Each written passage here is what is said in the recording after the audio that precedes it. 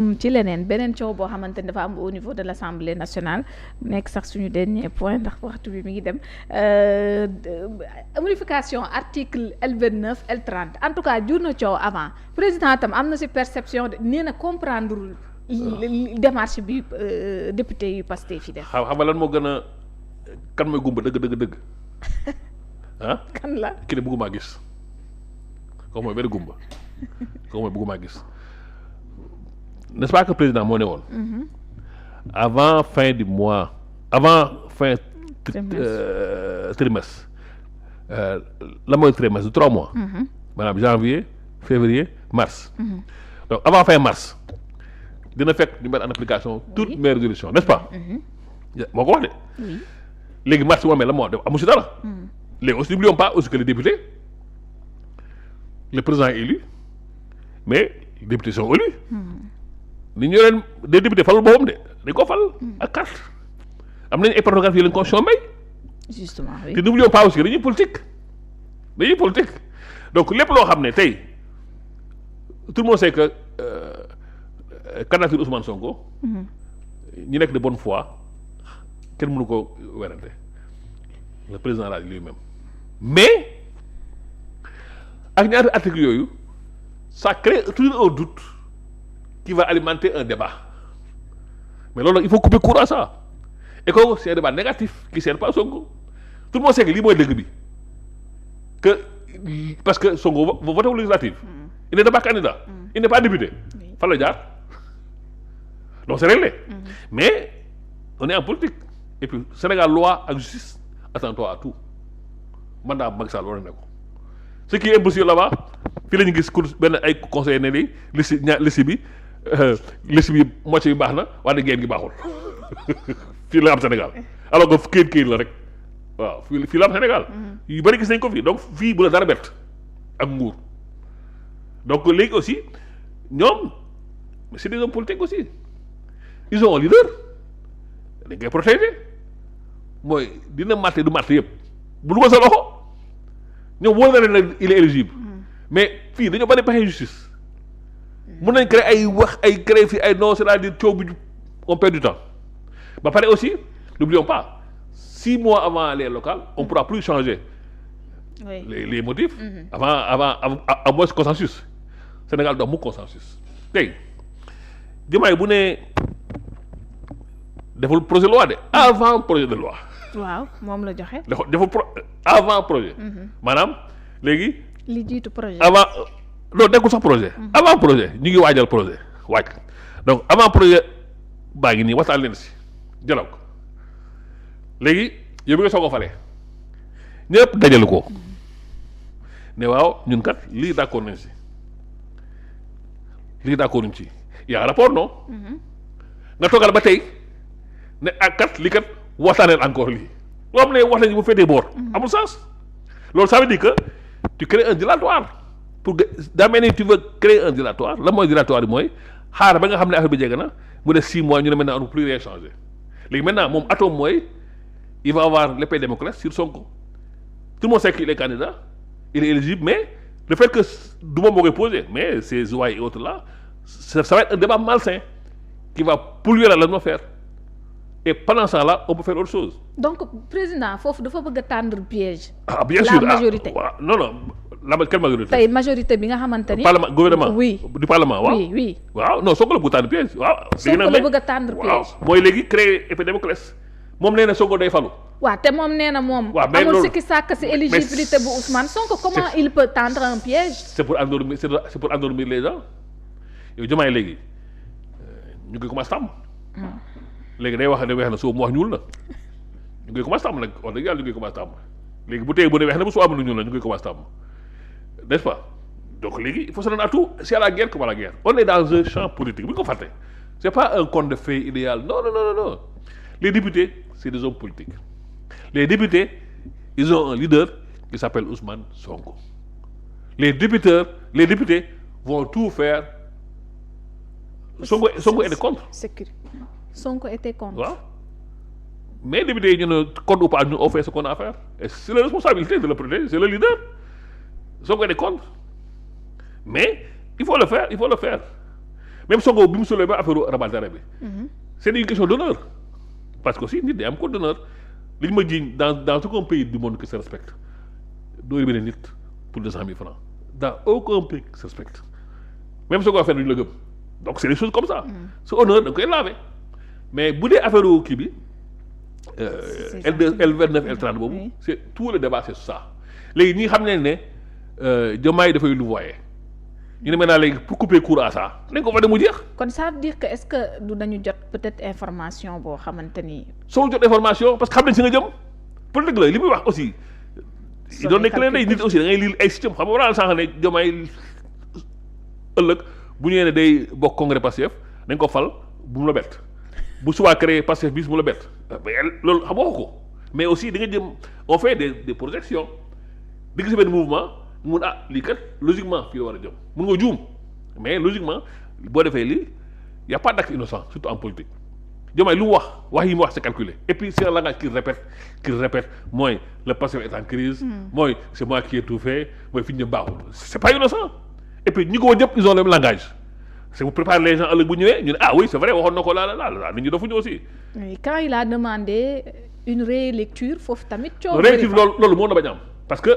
c'est un bout de phrase et puis on lui a dit que voilà la vraie version. ba mu ne ok. ëllëg bu yoree beneen bi bon légalement. on ne pas lui reprocher ça. légalement laa wax. parce que loi moo ko may ne bu la neexee tu envoies en seconde lecture li ko yoon may di def mais des fois aussi yoon li mu la may di nga xam ne yow c'est pas de bonne foi. même bu dee bout de phrase la mais ñaari version yi bokkul non nee nañ ko benn version baa ngi nii bu baa ngi nii la koy leer na jot na beneen bi mu non léegi comme ñaar la rek defalaa leen ko loolu aussi c'est du dilatoire mais yow kay non et puis loolu c'est pas nouveau soo xamee boo suivre activité parlementaire wala souvent dans les deux sens ñu envoie ay texte après corriger waat ko mais c'est des êtres humains ndax El Malick mi ngi doon rappeler. non c'est courant même du Sénégal c'est courant partout dans le monde nit ay nit lañu. tu as beau être le plus grand juriste au monde tu peux faire un texte nga bind benn coquille qui change beaucoup de choses on a vu des antécédents dans d'autres pays loolu c'est humain. mais c'est vrai que loolu y a pas de quoi fouetter un chat. mais loolu aussi comme je dis et puis li gën a jaaxal nit ñi mooy comment se fait-il que Tamsir Toye génn wax loolu kan moo ko yëgal. nee na en tant que parlementaire. ci ay jàngatam. non ay jàngat mais aussi bon. il avait insisté ci loolu. mais et puis il a dit un faux texte ce qui n'est pas grave. un faux texte ak un texte il y a pas erreur c'est pas la même chose on parle français ou on parle joola ou on parle séeréer ou on parle. lui il parle de faux texte et il a un insisté faux là-dessus. texte et puis l'histoire a montré que c'était pas vrai un faux texte mooy texte boo xam ne dañoo d'accord ci lii. ñu bind leneen. faux texte mooy li ngeen bind ak li ñu d'accord méngoowul mais un bout de phrase qui change rien au sens c'est pas un faux texte en France quand même soit on parle français soit on parle wolof loolu mënu ko woowee faux texte. mais loolu aussi il y a des questions à se poser. Est-ce qu'on l'a pas instrumentalisé parce que moom on voit que de plus en plus au départ il avait des positions très très objectives. analysées mais de plus en plus maintenant le politicien. prend le dessus sur le technicien. Et c'est le contexte, c'est la guerre comme la guerre. Ils sont en politique. On est en politique aussi. À un moment donné, c'est les guerres de positionnement, qu'on est pour ta paroisse, c'est la guerre comme à la guerre. Alors, et puis là aussi, on se demande pourquoi aussi l'opposition defuñu recours. C'est la guerre comme à la guerre. bu ñu defee recours tey ëllëg par extraordinaire Sonko est bloqué. Par extraordinaire.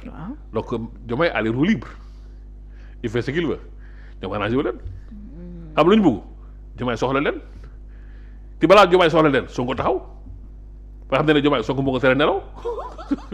donc ñoom calcul bien défini. du question ay affaire loolu moo tax du ay question ay calcul non c'est-à-dire républicain non ay affaire ay calcul politique ñoom it xam nga Diomaye bi waxtaan na ñoom. xam nga daal sànq Diomaye dafa am 3 pôles am na Diomaye président. am na Pastef am na opposition bi mi ngi wax ak ñoom. Diomaye mi ngi wax ak ñoom. bien sûr recevoir lu Amadou Ba ak keneen mi ngi wax ak opposition bi ëllëg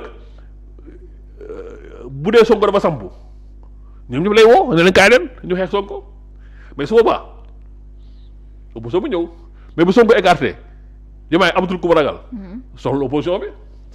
boobaa day demal bopp. opposition bien sûr xam ne opposition bi Sénégal demeewul noonu mais opposition bi aussi à malin et demi léegi dañ ko ne non ñun sa xeex la yow sa xeexal sa xeexu bopp kon léegi su boobaa ñoom. ndax nee nañ ko jëlal de say décision jël sa ñun duy xeex sa à sa place. léegi maintenant bu Sonko nekkee si yoon bi ñoo xam ne léegi tey Sonko moo fi taxaw. Diomaye dama xam ne léegi Sonko fi sa si kanamam. woo leen de la gars yi kaay leen léegi soo xoolee opposition bi l'essentiel. waxuñu. ñi waxul mooy ñu muy recevoir di nga dégg benn di xataraayu. xam nga loolu xataraayu pour lan la. pour ñu woo leen. waaw parce que am ñu dugg ëllëg ils sont dedans léegi nag yow boo nekkee si groupe ñu nekk ñaar ñu naan benn xëy na mu dugg suba kenn waxuma ma commencé sànni xeer ñu ma xaaral jox la yow mooy kaay ñu recevoir la politique la. waaw loolu yëpp politique la mais loolu yëpp doon tere Sénégal ku nekk sa bopp ngay xeexal donc opposition bi fi ne nii ils jouent leur carte mooy bu Sonko taxawee Diomaye du leen soxla. waaw foofu léegi donc pour ñoom la Sonko taxaw. bu Sonko taxawee. maintenant ñoom li leen intéressé. même bu dee 3 ans moo des ñu ñëw am ay nguur ñu am procès ñu fàtte procès yi ñu am dossier effacé dossier yi loolu moo leen intéressé loolu la ñuy xeex fi ne nii. ku ci nekk daal say intérêt personnel loolu la pour suba de non pour nekk président suba intéressé wu leen pour le moment mooy. pour des dossiers. ñi am dossier nañ leen effacé ñi bëgg a njowaanu yor leen ay njowaan loolu ma leen si gënoo ki doon boo xam ne en tant que PCA boo doon bëgg oto 92 millions oto xam nga loolu aussi dans un pays yoo xam ne nit ñi lekk ñu naan ñu nga naan oto 100 millions. mooy Ablaye Tine parce que mënu ma koy mettre. moom mooy conseiller bu bees bi ñu éjecté Ousseynou Ly est-ce que mën na continuer noonu su fekkee yenn paroles yi génn tamit dafay tax. en tout cas plume bi di génn.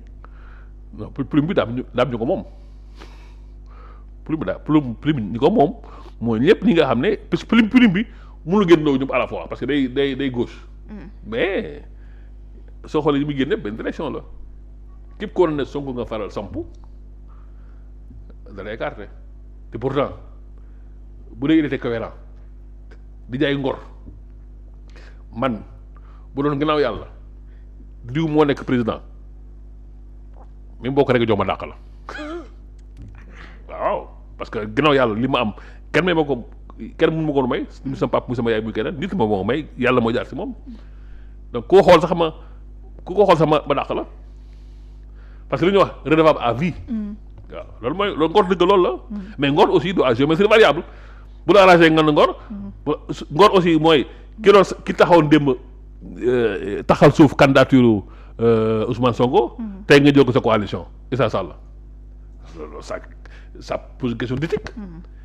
tey soo xoolee Diomaye ñu ko wër mooy ñu ne saaga dem kii ñu ne saaga dem Ousmane Sonko c'est plus grands ennemis. donc c'est ça la question. Oui. donc mun wax ay ngor yooyu c'est trop facile aussi de dire ça mais affaire yi bële bu koy mbaam la de. mais Sonko Diomaye moom fu mu jëm leer nañ. donc leeral na ko donc doyen foofu la ñuy yëkkatee waxtaan bi nag puisque waxtu bi da dab nañu. waaw kon yemale ko fii. ba beneen tey xëccaat naa la indiwaat la ko. su ma nee damay